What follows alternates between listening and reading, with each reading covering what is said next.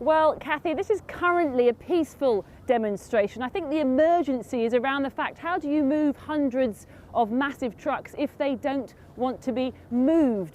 And more worrying is the emergence of fringe far-right elements that have been seen here, people wandering around waving swastikas and Confederate flags. We haven't seen any of those, but one woman here did tell me she saw those groups at the beginning of the protest here, which leads me to the main point that while these fringe groups are in the minority here, they are more mainstream in the US. You've seen people like Donald Trump encouraging people to go out and do the same type of demonstrations in America. And of course, these protests here are spreading. There are currently 2 convoys on the border between Canada and the US, including one which is currently blocking a bridge leading into Detroit, which is a major trade route here between Canada and the US. Here, the government says that it's working with police to give them all the resources they need to bring this current protest to an end. So far, we haven't seen any evidence of that action yet. Here's how the day panned out. Are we winning or are we winning? Yeah, hold the line, troops, hold the line. 2 weeks in, and that's exactly what these truckers are still doing, holding the line, parked right here in front of Parliament, and they're not budging. This is my truck. I'll point my headlights wherever I want to point them, when I want to point them there. The so-called Freedom Convoy was initially sparked by a mandate that truckers had to be vaccinated to cross the border into the United States. We're taking a stand for freedom. But it quickly morphed into a protest against all pandemic rules.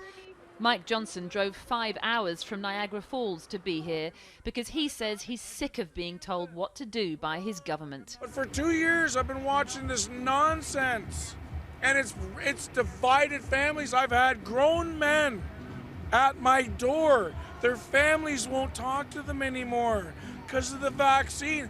It's like we become the unclean, the unwashed. We are family.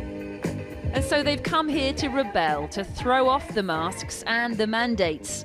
The irony is the majority of truckers are vaccinated, and Canada has one of the highest vaccination rates in the world. Woo! But a small and vocal minority, including pandemic-weary Americans, have seized on the moment to air their grievances. A GoFundMe page initially raised $10 million, but was shut down after the protest was declared an occupation by police. We have QR codes if you want to donate. But a new Christian crowdfunding site has already raised more than $7 million. While on the ground, locals are adopting truckers, handing out food and fuel.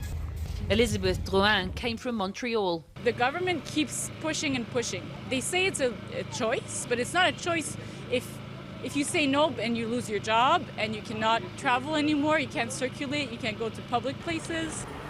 Local residents say it's they who have no choice. I think they're incredibly selfish. Diana says she's been hemmed in by fringe elements who've attacked her just for wearing a mask. Being vaccinated protects the whole society, but they don't seem to care about that. They just care about they don't want to get vaccinated, therefore they won't. Really, they're asking for freedom, but it's a freedom to infect other people with COVID. It's just not in the Canadian nature to be so disinterested in protecting their fellow citizens. Yet Gary Chard says that's precisely why he drove 1,200 kilometres to be here, to protect the rights of his fellow Canadian citizens, his kids and his grandkids. If you want to get a vaccine, get a vaccine. If you don't want it, don't get it. If you want to wear a mask, wear it. I'm not here to take anybody else's freedom away.